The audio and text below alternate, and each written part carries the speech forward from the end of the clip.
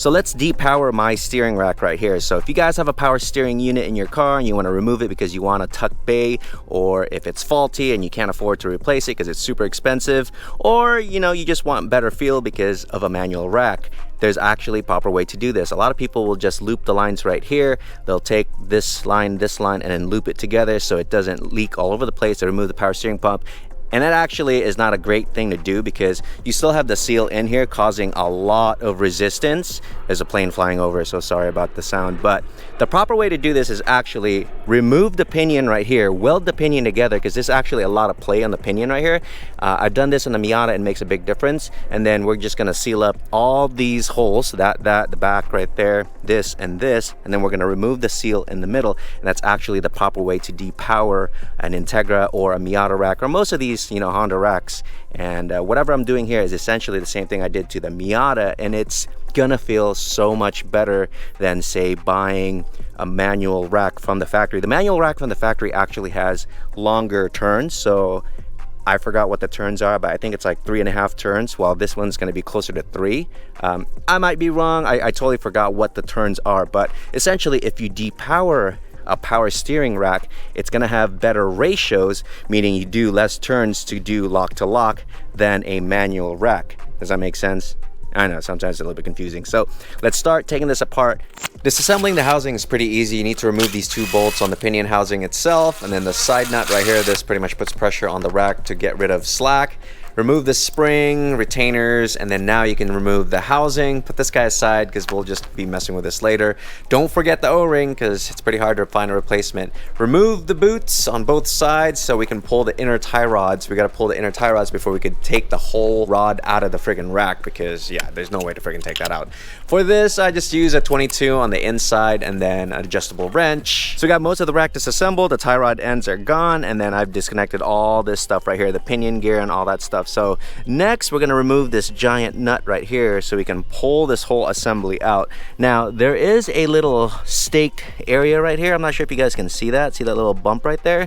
What we're going to do is drill that out first, and then we can undo this. If you don't drill that out, this is actually going to cross thread, so this nut won't go back on. So let's just drill that out real quick.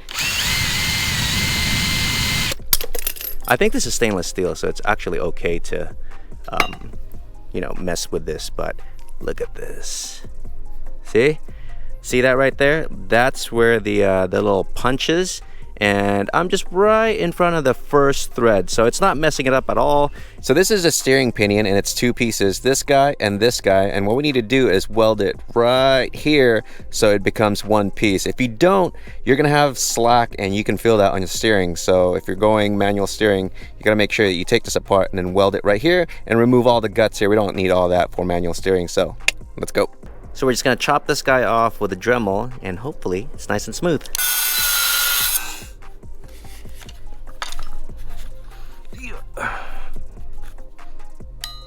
Spent about 20 minutes polishing this thing with metal polish, and check that out, dude. Super nice. Will it make a difference? Maybe, maybe not, but this thing is supposed to be nice and smooth, so polishing it with metal polish does wonders. So here's a power steering rack fully disassembled and cleaned. We did weld the pinion already right here. I'm gonna go through this real quick in a minute, but look at the shaft, dude. We removed the little valve in the center, and then I polished this with a little bit of metal polish, and then I cleaned up this guy so it's nice and fresh. You can see it's pretty much hollow inside there. And let me talk about the pinion real quick. So when you weld this thing up, no one really talks about this on any videos online or any forums, but you need to tack one side and crisscross it a few times before you actually send it. Why? This is actually my second one. I went to the junkyard this morning to get another one because we ruined the first one by just tacking it and then welding it all the way through, because I thought, oh, it's just like the Miata, you could just blow through it and it'll be fine. Well, it actually got kinked, so you won't be able to tell until you put it all together. So as you can see right here, if you spin it, it's perfectly straight, right? And then when you put this on, I could turn this with one hand, no problem, right? The other one that I freaking did yesterday, it actually kinked one way, and every time I turn it one way, all right, it get to that point where it gets really tight and it stops turning. So just letting you guys know, if you want to do the depower, you need to tack all the way around, and then you can blast it and make sure that it's straight. We actually put this on a lathe to make sure that it's completely true. So watch this. Hear that? That's how you know it's freaking perfect. All right, so if you guys want to weld this, make sure you follow what I just said, because no one talks about that online. And we did gonna give this a little polish, and then you're gonna keep the spring, this tension guy, the cap, make sure that you drill it out. See how my threads are still perfect. And then this guy you're gonna keep. The seal, I'm actually gonna keep this. This is, it goes in here. Some people delete it, but I want to keep it on because I don't want dust to get in there. And then outer tie rods, inner tie rods, and that's pretty much it.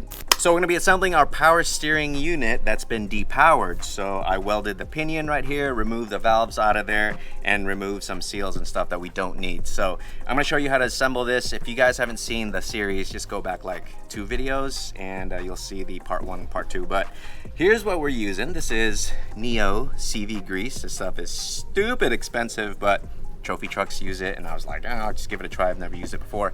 Pneumatic sealant. This is not blue thread lock, this is pneumatic sealant. And then I got a bunch of caps right here. So if you guys see this side right here, these are the caps that I sourced out myself at the hardware store. These are all stainless, and it's essentially going to block off these ports right here that we removed, because we don't need these ports anymore, especially on the pinion housing itself. There's 1, 2, 3, 4, and then 5, 6, and then is that it?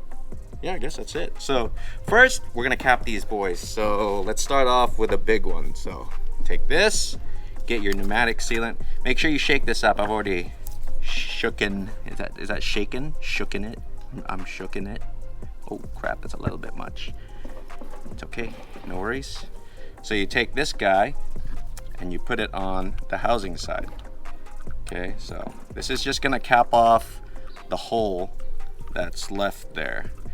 Cheaper way to do this would just be welding the OEM fittings. Okay, pop that guy on there. We're just gonna have that there like nice and loose. And then we'll hit it with this guy. There's already a washer on there, so that's not really going anywhere. Adding the pneumatic sealant on there is just extra insurance. And then the other side, funny enough, these guys are all different sizes. So you got M16, this is a M14, and they all use different sockets, funny enough. So I gotta swap out sockets. Yeah. This also has a crush washer.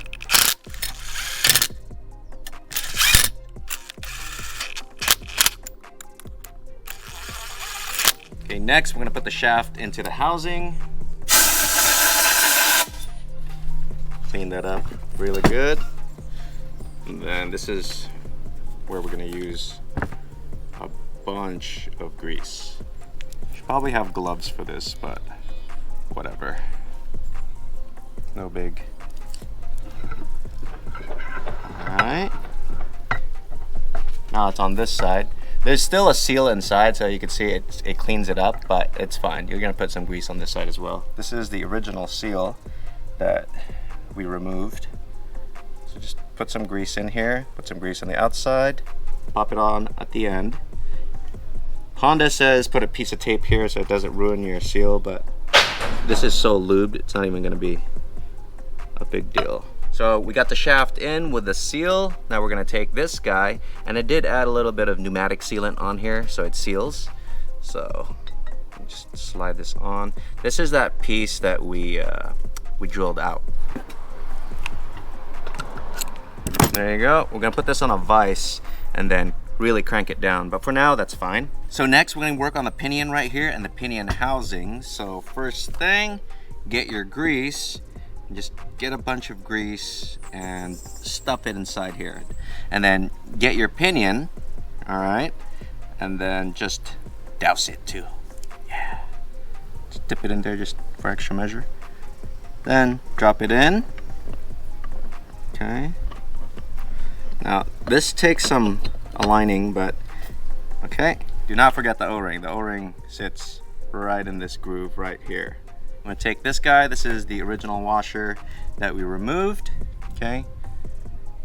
Add some grease on there, pop it back on. This is actually just a little shim that goes on this side right here. So when we put this all together, this goes down like this. This actually butts up against the seal. So make sure you put the seal back in here. All right, see that? That came out with a valve body. The seal faces up, so this is the flat side. So now we're just gonna take this guy and drop them on here. Okay. Now we take our 2 bolts. These are brand new. I got them locally. And then just pop that guy on there. Put our socket. And then we'll just singe it down left to right, nice and even. Make sure that you can still wiggle it. All right, see that? And then just singe it down. And then we'll torque that to like 15 foot-pounds. This is slightly hard to see, but we're gonna be using this guy right here. This is the little stopper. It actually butts up against the shaft like that, and it puts tension to make sure that you don't have play. So if you have play in your steering wheel and you have a manual car, it's probably because this tension right here is not set right. There's an actual tension in the book that you have to follow, but you know, right now I'm just putting it together, and I'll show you how I do it my own way, I guess. So drop that guy in there, put a little grease. This is the stock spring. This is our grease. And then just gonna drop it in there, make sure we got enough. Think that's enough? Yeah, I think that's enough. Okay, so pop that guy on there. And then this is our cap. All right, take the cap, put it down. So the cap is a 14, so we're just gonna singe it down until it stops. And there you go. If you guys wanna set this to the proper OEM tension, let me show you how it's done. So we're just gonna tighten it all the way down until it stops, so just snug. Okay, and then like 3 foot-pounds, and then mark that position. So we're just gonna mark that collar and then this guy, and then we have to back it out about 20 degrees. So 20 degrees is probably like right here or so. Okay, and then I'm just gonna back it up 20 degrees, release some tension. There you go. And then you put the lock and then tighten that down. So about an hour later, we got this whole thing assembled and cleaned up. So we got the outer tie rod from PCI, the inner tie rod, we got the boots, we got the fitting plugs right here and right there. I got those at a local, hardware store. Those are stainless steel. And then these guys right here, the mountings, I'm gonna be swapping those out to honed aluminum ones. So they're gonna be solid instead of like plushy rubber ones. And then these guys plugged right there, and then plug right there also. Those are torqued to spec. And then these bolts right here, that guy and that guy, those are torqued to like 14 foot-pounds. And then setting this slack right here, all you have to do is turn it all the way in until it bottoms out, and then back out 20 degrees, and that seems to be pretty fine. Look, I could turn this with my finger. Okay, look at that, see that? And there's no play, like I'm moving this around, absolutely no play, and that's what you want. You don't want play on there, and if you can feel play, then you probably need to tighten that down a little bit more. Grease up the whole inside all the way in and out. Don't be scared of greasing, it's not gonna go anywhere. And then the outer tie rod right here, and dude, that's pretty much it. Look how easy this is to move around. That's crazy, right? When you depower a rack, it's actually pretty easy to move around. If you just loop the lines and you have the seal in the middle still with all of the oils and stuff, it's kind of a pain in the butt. There's a lot of friction and there's a lot of pressure working against you. So right now there's no pressure in the system, there's no oil, it's just grease. Everything's properly adjusted, and it's just perfect. So we're gonna throw this guy on and go for a drive.